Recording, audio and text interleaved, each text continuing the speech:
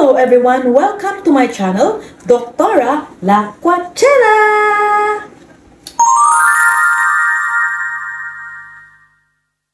As I promised, ipapakita ko sa inyo yung second set na ginagamit ko. Ito yung first set na pinakita ko na sa inyo before, di ba?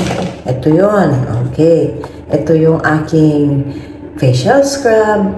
Ito yung aking inilalagay na serum. And then, ito yung aking cream. No? It can either be day cream or night cream. Ang second one na ginagamit ko na pang-alternate kasi ito nga may beads. So, hindi pwedeng everyday gagamitin mo. It must be 2 to 3 times in a week lang. So, ito yun. Ito yung soap ko. Set naman ito. Ito, alam nyo yan eh. Very common, nakikita natin lahat. And I believe na each one of us have already used a set of this. If it is not this brand, marami pa kayong ginagamit na iba na set, no?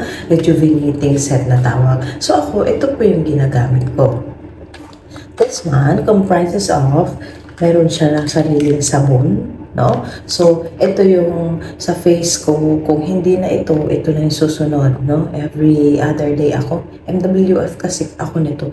And, depende kung madumi talaga yung face ko, galing ako sa labas, ito siya. And then, if not, ito. And then, after that, sabon, alam na natin lahat yan. Ito na. Diba? Okay, tatry natin ito kasi di pa ako gumamit na ito eh. Kagabi, nakatulog na ako. Alam mo na, pero if you really want talaga, nakahugas na ako ng face ko, guys. So, ito na lang. Konti lang yung as if yung cotton nyo lang is nabasa. And then, wait lang. Lalagay ko lang muna. Maglagay ako ng ponytail ko para mas malinis tingnan. Okay. Yan. So, ako ini-start ko ganito. Mahapdi ito, guys. So, ibig sabihin, kung naka-feel kayo ng hapdi, huwag nyo na ituloy. Diba? Kasi ako, hindi ako nakaka-feel na nakahapdi So, tinutuloy ko lang, ganyan.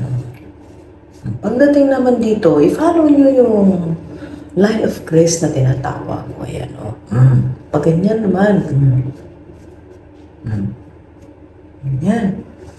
Ayan, Kung feel nyo parang burning sensation na, huwag nyo na ituloy. Kasi it means to say, your skin is sensitive for this type of what do we call this? Toner, no? Ito yung toner niya.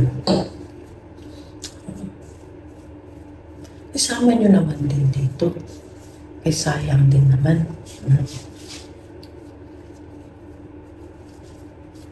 Okay. So, this comes with yung 1 pack na yan, meron din siyang day cream and a night cream. So, gagamitin mo lang siya if it is night o the night. And then, if it is day, gagamitin mo yung day cream. Tingnan natin kaya apply natin yung day cream. Okay. So, this one. Konti-konti lang naman. Then, spread it evenly.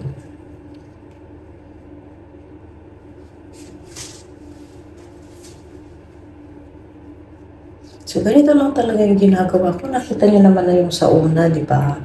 Ang difference lang nga is yung ginagamit ko na cream. Ito yung una, Human Nature Products.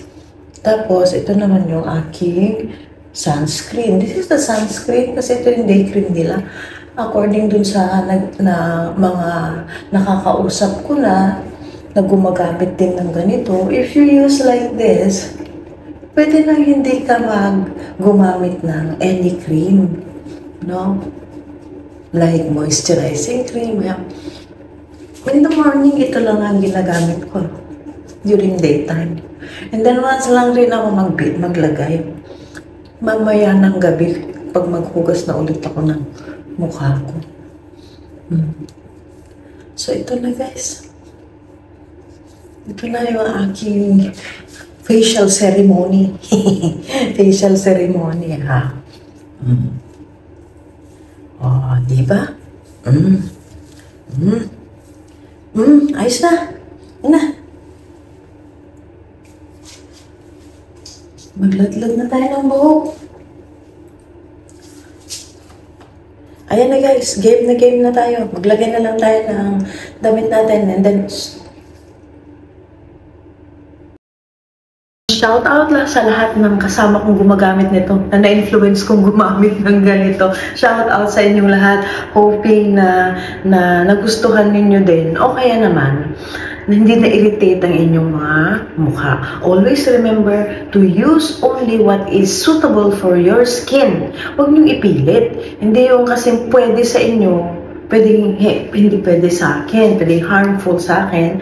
Ito namang sinasabi ko sa inyo na product, baka naman harmful sa inyo. So you look for something which is milder than what I'm using, or the other way around. Kung sa tingin nyo na ito naman, wala namang epekto sa inyo, so you have to try another. Kasi baka ito hindi fit or hindi suitable sa type of skin ninyo.